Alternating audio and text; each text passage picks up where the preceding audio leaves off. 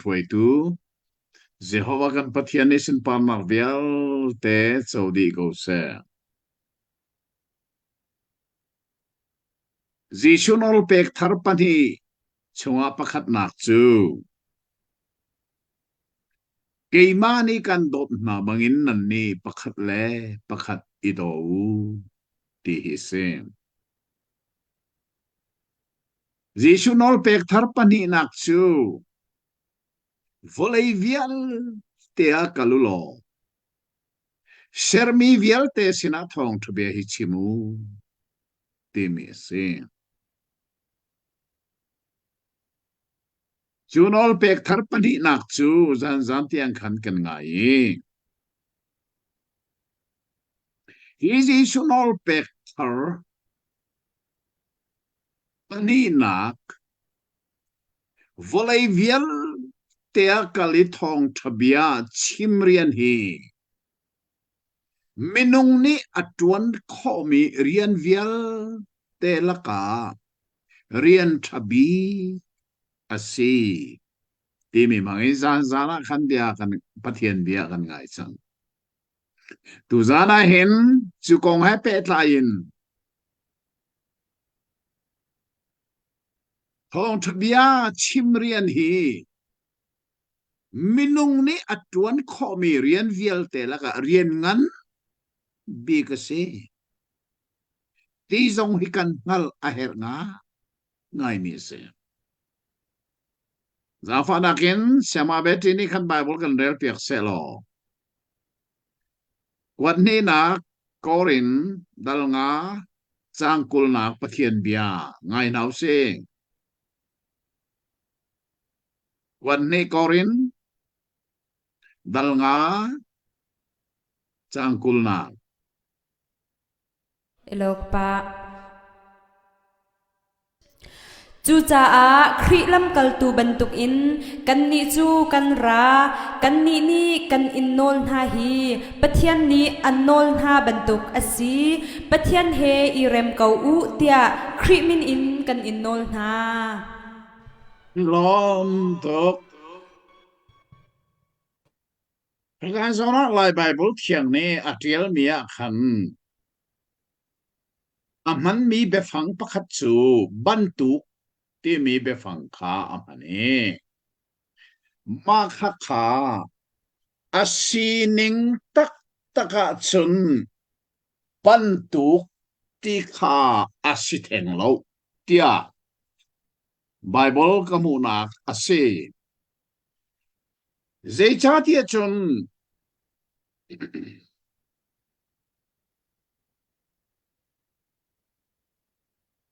Lai Bible thiang an le na thi vi zonga bantuk ti mi befang kha miranga aum lo chu cha chun asining tak tak chu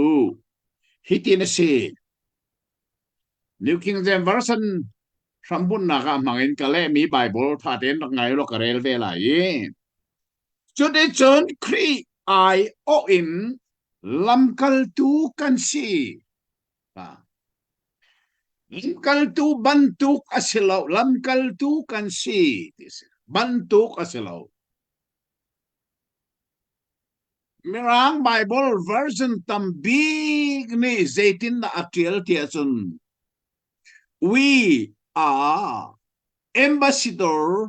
for Christ. Di bak asiko.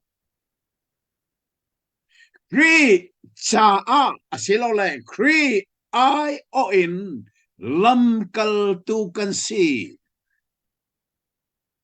Mirang ni aman mi befang chu.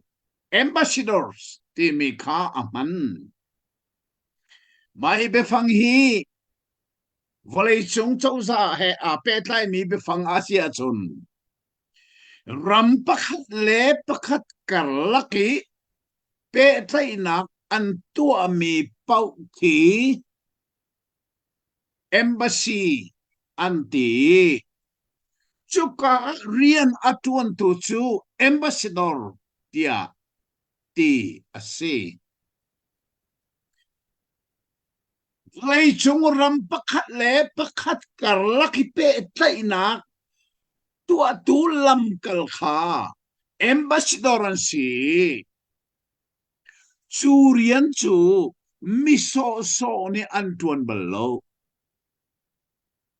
nu hinak thuak zonga a bright me chon nak le zonga athiam bak me chulong silawin ve chim hol re le zonga sia ating bak ti an ro mi lo long ne volei chunga ram pakhat le pakhat kar laki be tainak ambassadorian chon tuan to zapini tuan komisilo tu be fang chu tu zani kan real mi bible ni hin achim tika tha ten ruat man hi bia anga itu nang ma zong tha ten ruat man nang le ke kan rian hi zai ra si hong thabia karter nak rian volei vial de kali thong thabia chimrian kan ti mi hi zeiban tu rian sit da asi kan ti sia chun bible ni akan chimman tokin kan ni chu kri ai o in lam kal tu kan si ambassador for Christ kan si kan rian hi say tluk in da angan ti tu zan sana na ruat mo na pilswal mo Satan ni hin taiter lo nan an umiswal mo Crusade ti Israel do si kan do mi chu say Satan ral si zero na Satan ral ito her akan linton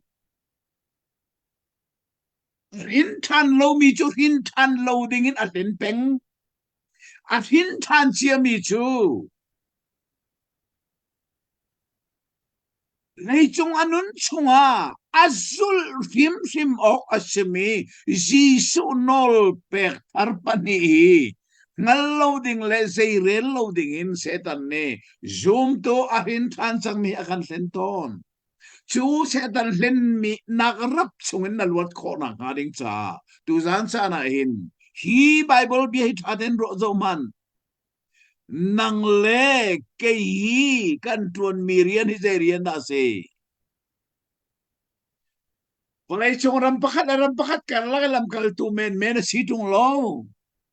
zeban tu lam kal rian na kan tuan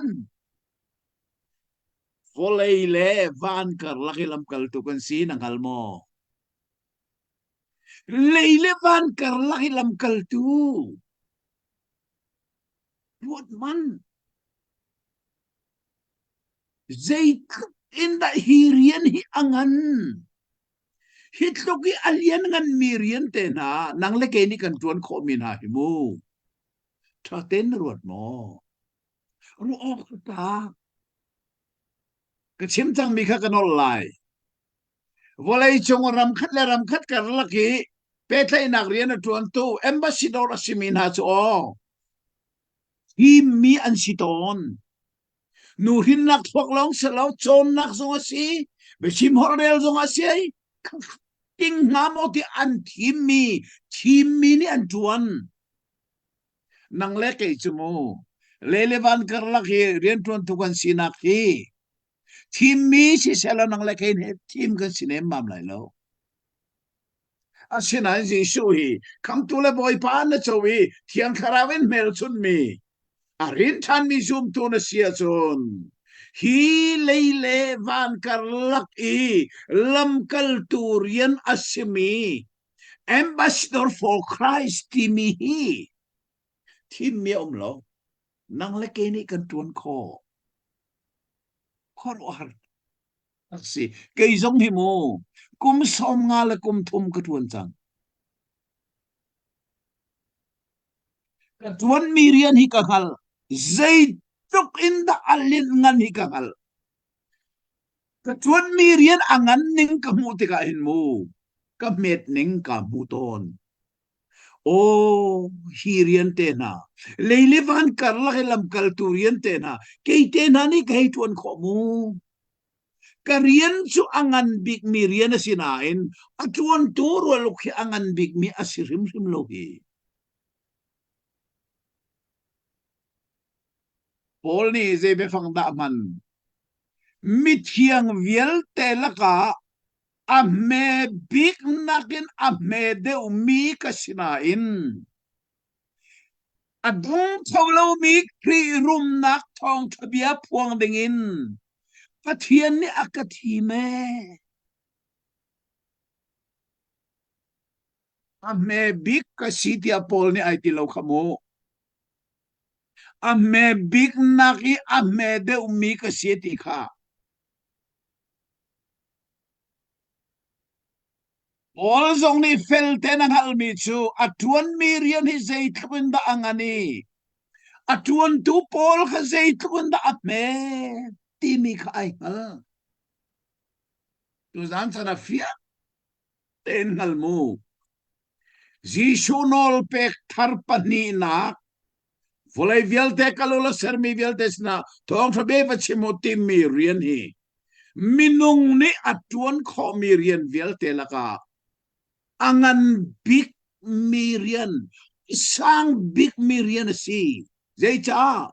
leile van karlaka lam kalturian si churian te na nang la kai kan tuan kho mi tu zan san an cha ten ruột man dễ thun ma asun loi mu tu pi thum nak le dong na ta ten ngari man thong thabia chim rian hi mu minung ni atuan kho mi rian viel te laka abbe pi bi mi rian asi abbe pi big mi rian Merang huling kan chim sia chun the most important task Folay vielte akali sermi vielte sina thong thabia chimrian Jesuh Nawlpek Thar pani nak hi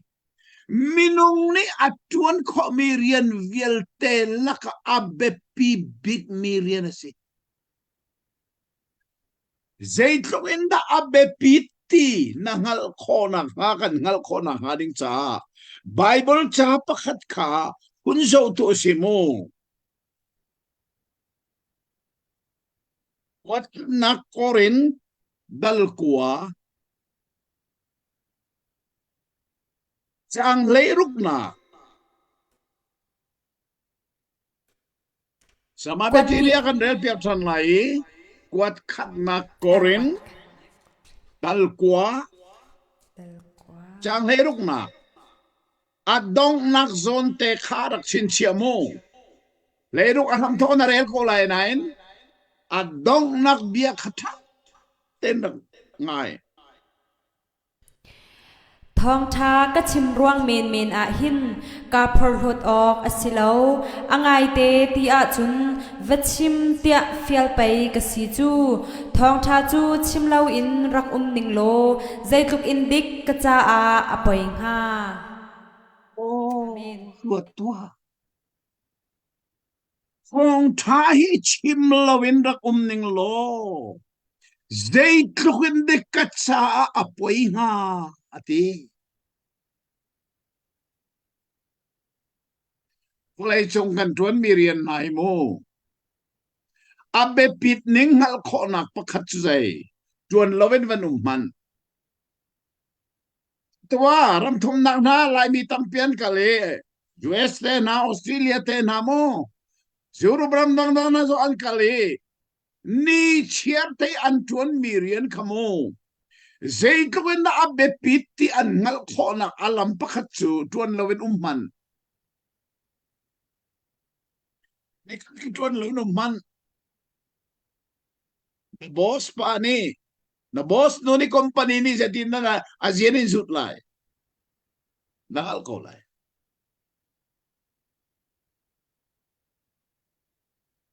ong thabia chimrian hi kan tuan lo sual asia chun zai tlok in da apoiti minarut balmo akto kan Bible sa Paul ni sim kamo thong thabia hi chim man ning lo rot piding zai mat ka ngai lo zai cha và chim tia phiel mi bay cái gì chú phiel mi riết bay cái thuần chú à tí chú cả vẫn bề mi chú chim lowin ning lo dây lúc in the cắt apoi nga à tí có chỉ thong thập bia chim riêng hi mô na in than nuôi na tol li chim lowin na oma chun mo dây lúc in the na cha apoi lai ti mi hi ngal kho nak Bible dang kan zo lai mo chú kan zo ding mi chú bekam lun la kan zo lai yi prophet Ezekiel dal thum kha sama be ti de kan rel piak than lai yi Ezekiel dal thum chang lei riat na khare light ten ngai manu thong thabia chimria ni kan kal suala sia chun zai thakin na apoi ti akan ngal ter tu pakhat chu Ezekiel dal thum chang lei riat selai ngai Ezekiel ko si dar thum chang thei riat mithalau pa chung a thi nak ding biak mithalau pa chung a thi nak ding bekhia nak ka chim zong asisual khau kau aziaza athalau mi kha a hlot i anun nak kha kham ok a ralrin nak kha na pek lo a chun swal nak chu ama ta asikau athat lo ruang a athi kau lai simhan se lo athi nak ruang a khen nang ma chu kan mo chet lai oh nang ma kha kan mo chet lai lai Bible thiang ni chun nang ma kan mo chet lai ti tha kale mi Bible ka rel tak lai mo tha den ra ngai manu mi thalo si na na thi rim lai ti ka ti mi chu mi thalo ni anun na kha kham dingin asol nak lam khamer tak dingin ral rin na pek lowi ral rin nak bia kha na chim lo i chu mi thalo chu asol pal na kha athia chon athi sen mo chu na sina kan hal sim lai kale mi Bible sa makveti thi sen mo chu nang ma se kan hal sim lai na chim lo ruangi sual na khe athi sia chun thong thabia hi athai lo ruangi athi sia chun athi sen man chu na sira kan halai ati bakko aten tu zan cha nem bia na ngai ti chu cha hi kong hi pol li fel ten angal cha thong thabia hi ka chim lo asia chun zai kan da poi lai thong thabia an thai lo ruangi zum salamit lo mi hel mai an kal sia chun chu an thi sen man chu kan halai chu cha pol ne sia mai nara pol kha kal zuru pram te na kale thong thabia kha zen tel mi sina kum tam no na chim nuwa pol kha zen tel ramin juda rama akiri Jerusalem kopia akal liawa khan zen tel ram achua takla tia bia arak chimmi hitu zan sana van ngai ta manusi mong ha sama me ne khana arak rel than lai je comment se lo lai Bible thiang hi lai mi kan kut te si cha rel pasat ka tilang mang nak se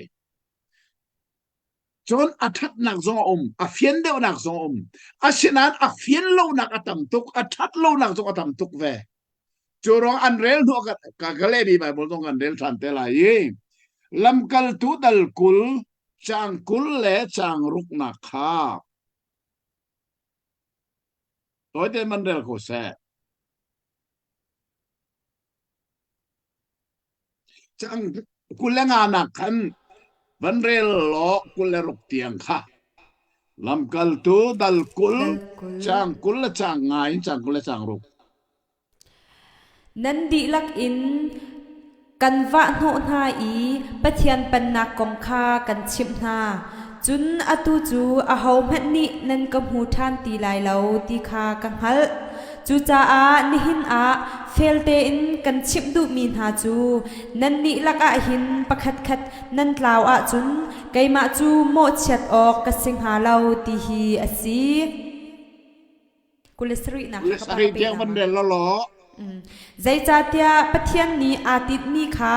adi umnak in kan chip di chik chak na i ka nget mi zai man a lo oh kha lai bible thiak ni chun mu nan rak thi swala sia chun ke chmo chet ka city lai lo ti na thiel ti chang kul la chang ruk nak kha chang fa nak den man de than man sama beti elok pa kul la ruk nak te kha chu cha a nihin a fail te in kan chip du min ha chu nan di lak a hin pakhat khat nan tlaw a chun keima chu mo chet ok ka sing ha lo ti hi asi à thong thực bia kan chim chang nai nan thei nuwa pakhat khat nan tlau sual sia chun keima chmo chet ka city lai lo tia lai bible thiang ne tiel mi bible ka rel chang lai mu tha ten ra kai manu study bible ka to mi mangan ka rel lai mai new king james version thambut na ki ka le mi se ka rel lai tha ngai manu pathian pen nak bia kha chimin kan va ka va nak mun nan ni hin ka mui nan mu ti lai lo ti kha ka hal chu cha mi vial te thisena ka thiang ti kha ni hina hin kan hal terna ka tiel mi thate nan the ko lo mo mi vial te thisena ka thiang ti kan hal terna ze ruanga kan chim chang na ze tin dia na sina pathian bia thuan thing chim kha kat khal mi a lo thong tha bia kan chim chang nai chu nui nan zum lo in nan rak tha ba sia chun nan thi sena ke ba chu thiang chu Ezekiel kan rel mi kha thi sen man chu nang ma kan hal him lai ti mi kha na chim lo a chu a thi sen man kan hal lai ti maka ka pol ni athai cha je ti kan chim chang nai chu cha nan ma la ka pakat kan nan tau sia chun nan thi sen mana ka thiang tu zan cha na hen don mi le na na mo tha ten ru tu mo thong thabia hi kan chim lo wa chun mu zai tlok in da apoi na ti zong hi zoom tu pakat kan yan ngal lo zai cha se tan ne ren na tu zan len min a si sual na ngalo Jesuh Nawlpek Thar pani la ka apani na volay vial te kalilo sermi vial te sina thong to bet simu ti mi hi rian hin atrol suala sia chun zai tlok in da na cha apoi ka cha apoi lai thong to bia an thailo ruangi alo tau mi na an thi sen man kha bible je ti nang ma sina ka ham lai ti oh tha ten rot man mu chu cha chum ka chu cha ti be phang na sulam nang hal mo tang kom aza chang tinak se tang ka kom lai tha de ngai man mahi Jesuh Nawlpek Thar pani na lei vial te kalisar mi vial te sina kham nak phong thabia chimrian hi minung ni atuan khomirian vial te lagarian thabi pani nak chu minung ni atuan khomirian vial te lagarian ngan bi apathum nak chu minung ni atuan ko mi rian viel te laka rian bepi bik asi tu zana na halmo rian tabik rian ngan bik rian bepi bik asi chu lei chung na nun chung chan toi te hin churian thabik chu nai mai thak chang mo na tuan chang mo churian ngan bik chu na tuan chang mo churian bepi bi chu na tuan le chang mo tu zana hin thong tha an sim tu ke asal pa zong hi mu kum som nga le kum thum ka tuan chang hi atu hi kan nun chung vel te tuan ka timri hirian le hirian dang kan elo ke chu kan ka chim long se lo ka chim chang ka cha zong ka tiel tu tan kan Crusade Jesuh Nawlpek Thar pani ti mi zong cha okwa ka tieli kalim chang atu hi ren guna nam bengin an tim lam chu ma leo se hirian hi zaitluk in da athati zaitluk in da angani zaitluk in da abepi ti tu zana halo kamo hirian tuan tu na hi afiel tu ni angal cha toy kim ta ten ka ban chim lai mo volai chung di la ka thong thbia kar ter nak rian ai mai thak ma sabik mi chu volai chunga British atozan si UK Indona foreign missionary society andiri volai chung di la ka missionary kan thalai thong tha kan chim lai tia a mai thak ma sabik chu British chozan si chu chada ko British pasal pa kha India rama arai William Carey kan te mo Bible sing ni kan chon na ga chen mo William Carey chu Thar missionary chol chang nak cha pa anti father of missionary movement William Carey chu pa bakasi chu ruanga chun hirian ai mai khak mi British chauza chu pathian zong ne a thei cha Jesuh ni wani na thei kanol pek mi volei vial te thong thaka a tim mi an city an hal cha zoman British a chauza chu mo volei cheu thum cheu ni ara uktu se ni kolomo kolram te na India te na Asia ram vial te British ku ta ram di mizo pol ni bian thiam ngai mizo ni zen te British kumpinu chu ni ta seng lo ro rel tun ni mizo hol British ni au miram chumo ni atla khulo le kam atlak zong khat le kam kha ni atari lo achok Jeruanga da volei cheu thumi cheu ni deng British na rak ok na theimo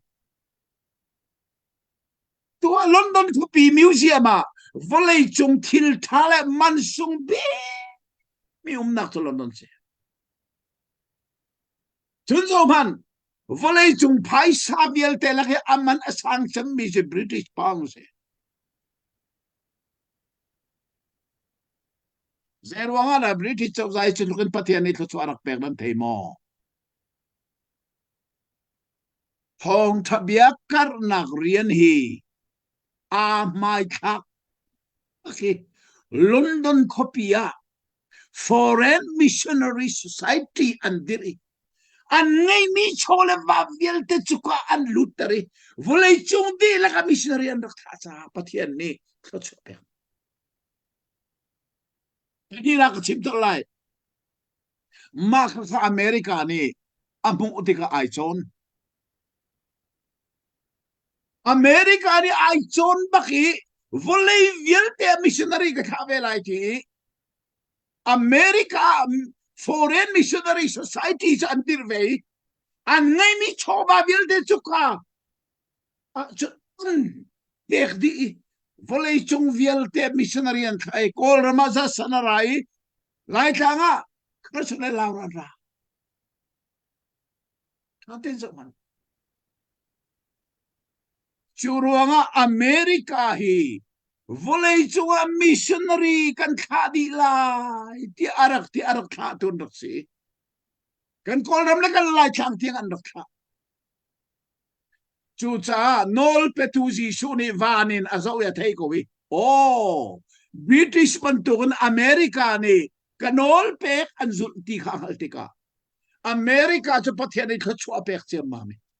ni na America chu kan ti volei pa father of the world ti mi minan bun lai mi nani suno van chung kai nak ticket le America kal nak ticket thi zur na se lo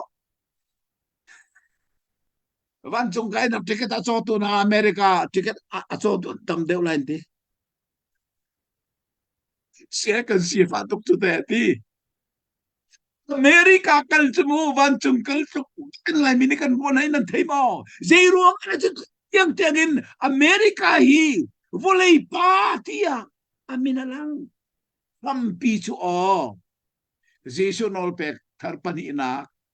thong thu bia kar nak chu pe a rupi volei vial te mystery tha chu hey tum nak chim than lai mo toi te ten Asia ramate kan ma Asia rama hin Asia continent na hin thong thu bia kar nak rian ai rupi mi chu mo Rong Korean se South Korean se revival at yung ani thang so de ka say dan hal vai chung di la ka missionary kan thalan ti sang an kha tak tak zauman kol rama tu renguna Bible siang ini zakat la ka ken mo Korea Bible siang tu som sari se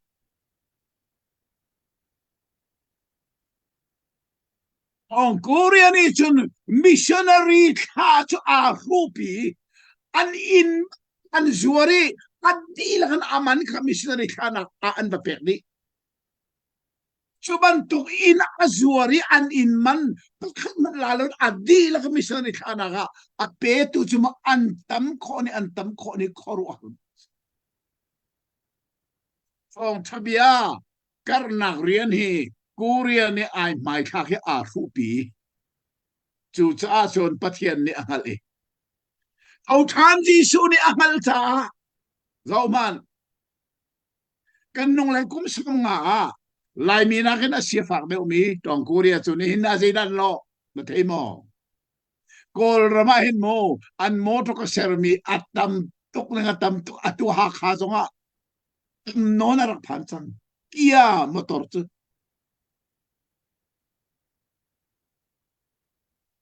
nong lai kum som nga a chun mo lai mi na ken asia fak chu ruanga da ko Korea ni an chim lang mang mi chu sei ra si lai mi na ram danga kal laulo ram dang kal laulo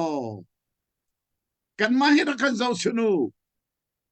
kan nong lai kum songa nan ma dan kan sia fa asinan mo rol ul khacham le Bible rel le pau thu be kar nak rian hi kan mai tha ki zo manu kum som nga Asia thopa kan kai hi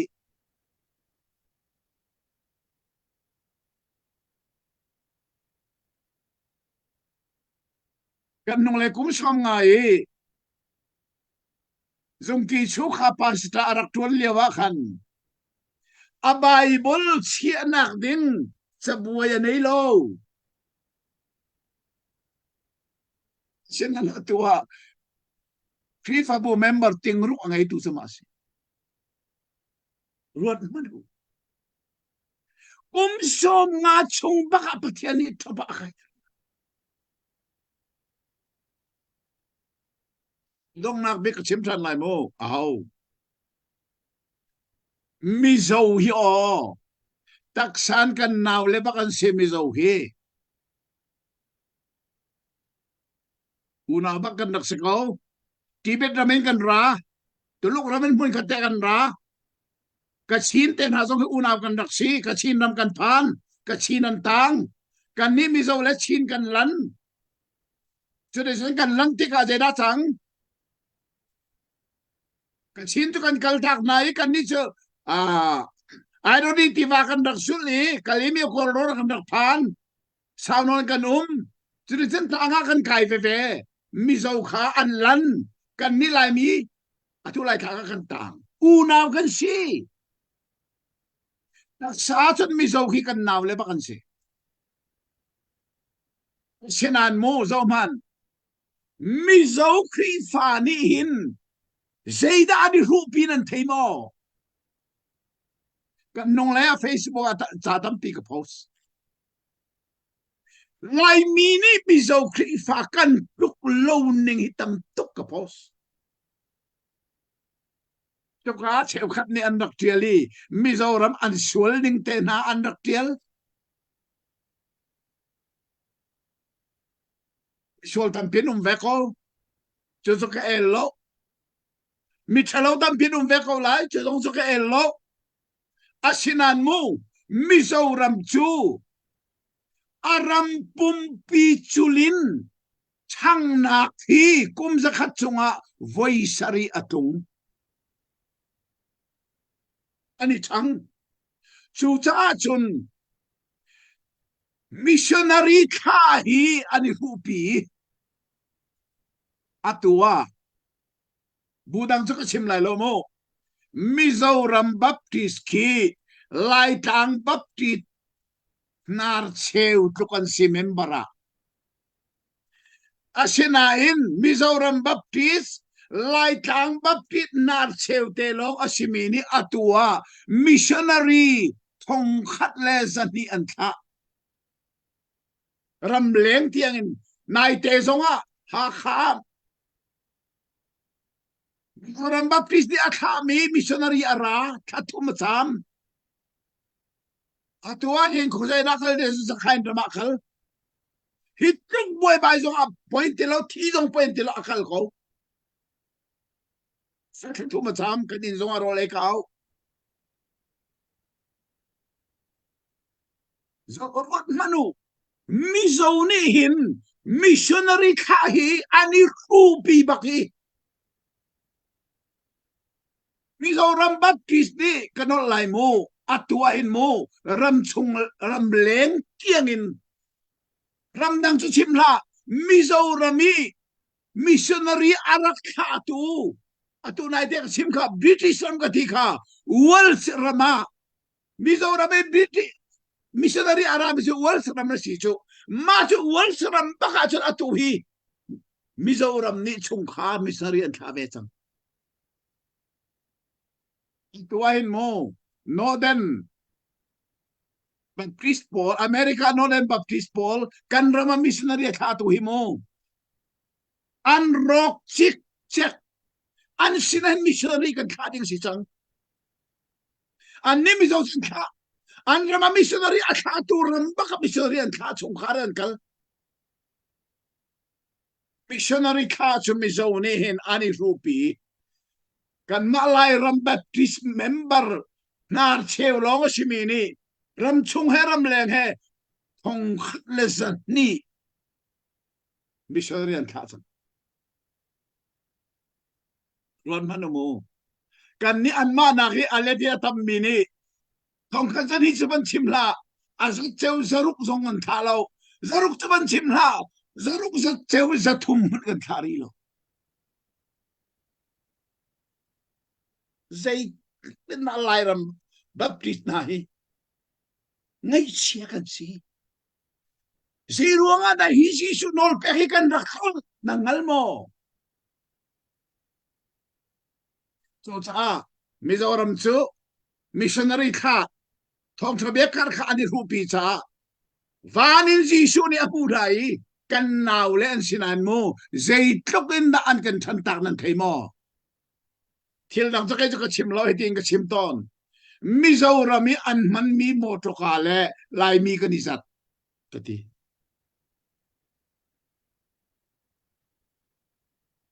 Mizoram motokale lai mi kanizat chang in an kan khao chang Mizo dir mun pan ding atun mo lai mi mo aprom big chan ni kum song nga kan kal ha chumana kan pan lai lo tun dir mo ki tiang tiang zero nga ko chuan mo thong thabia chim pe ani ru pi chu ni lai mi chu o zo man thong thabia chim chu ru pi ze da kan lai ni kan ru pi pa si to rian tuan kan ru pi Mizoram baptist mo nai te a aizola kanau pa kasi na kapatong kanau pa hi ka chopi nau pa hi Mizoram baptist headquarter rian tuan mi se aizola tian nai te kapatong ai na katung zeda ka chim tuan aizol district baptist kan kartok lo mami pasitor pakhat ni kri fabu local chat paruk nan zo kheneti manu pasitor pakhat ni do kri fabu paruk zo khenchu kan ni ha kha chen mu tua hin local chat pakhada pasitor pakuanan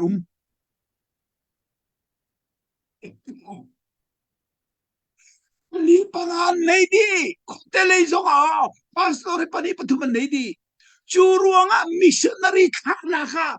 phaisa kan mungti lo di sang sita ala adi di chang chutan hin ni tianga lai ramba pisti missionary kan khalo nak nai je ruanga hong thia chim hi kan ni rupi loi Jesuh Nawlpek Thar be pia kan lo ta se tu zara mi una na Jesuh Nawlpek Thar thong thia karnak rian himu kai chu ka hin than zan bakin tu tianga ka rupi mi chu ma khase chế bất thiện giống này cả hal Jesuh giống này cả hal về cái chỗ đòn khua mi cái xe trong ra xem cái này lại trả tăng li long cái xe lại trả tăng li long cái xe câu không thể phá cái xe dây mất cả hal lo à tôi còn hol nak thiam lo à xe này thong thabia karnak chu ka rupi mi se Bible ren le Bible tiel le khatam la thong thabia chim lo long ka rupi chu cha tu hi pathian ni le tho cho ka har bi zong ka pe hak na zong in that ka tu ko na khan na hi hak pha ka in hi mo in dot khana chan ha kha in athabik se mana tham lo result tu vel ta an khoro har di vun chi quarter na na thade we ti bi zonum ni chu ka nei na cha tu in ai de si hi to ka na zong se pathian ni ka chu a ka pe le cha thong tha kar kha ka rupi mi se Amen. ka rian ngan bi ka chia Amen. pathian ne ka phil lo chu cha chun tu zan cha na dot mi una tu tan kan crusade thi kan tlang tar chu sai Jesuh Nawlpek Thar pani apak na ka sai kay mani kan dot na bangin nan ni pakale pakali do nan ma do tini do atilo minung dot nak chu rian ai di chu cha Jesuh de kay mani kan dot na bangin riang ai lo mi dot na kan dot na ba i do chu chu nol bia viel te atlin nak si ti Bible ni e kam nol bia le nol pek viel te chu bai ma do bai la min nol pek thara chua pakhat nak chu kay mani kan dot na bang i do si kan inak chu dai volei viel te kalulo ser mi viel te se thong thasimu phong chim rian hi tu zan sana hin mo ki rupi Korea bentuk nani rupi usi Mizo bentuk nani rupi usi Amerika dan dia bentuk rupi usi British bentuk rupi usi bentukin kan kalacun mu Jesuh ne kan muko at ui Jesuh ni ahau da kan Nawlpek azuli ahau da azul lo tiha kaltuk pumpakin si se ka pumpakin si se chungkarin si se krifa bu zoin si se mi pun zoin si se ram zoin si se hi Jesuh Nawlpek bepia aruati ai mai thaki arupi mi chu o athian ni thachua apek lo mi rampakan manom lo umpak si se chungkhar si se khuale ram si se krifa bu si se hi Jesuh Nawlpek thar zeya arel lo tu le chun lo tu chu o man mi pathian thachua nak zetik manan bulai lo ten thấy chu cha tu zana don ni una na pumpak nun le na chungkhar nuna zeida na buai pi lai zeida na ru pi lai tia chun Jesuh Nawlpek thar pani hi ra hi pi kan tu zana kan dong atwa reng kuni annam chu mami Jesuh Nawlpek thar pani ti mi cha ok zong hi na sina so ka kwat lai America so ka kwat te lai rak relu tu ka chimmi nak tam deu in ka tiel mi khar rel teu hazang nan lak sim lai zai cha setan ni hin afim toke kan hin than nuwa Jesuh Nawlpek zul lo dingin akan senton chu tu tan crusade hin setan len nak rapin kan luati hi Nawlpek pani be pia kan ruai pakan le pakhat Jesuh ne kan dot main kan idoti thong bia kar nak rian mission rian hi lei chunga kanun chan bakasi ka upilai tilung put ki atharin nangai asia chun pathian ni anhal Jesuh ni anhal Nawlpetu ni anhal atuahin chu cha hirian hi mai thak lo nang mana pumpa le na chungkhar le na krifa bu ni aman mi thachona le thachona song nan bu lai pathian ne kan di laksa tharin thachona kan pe ko se amen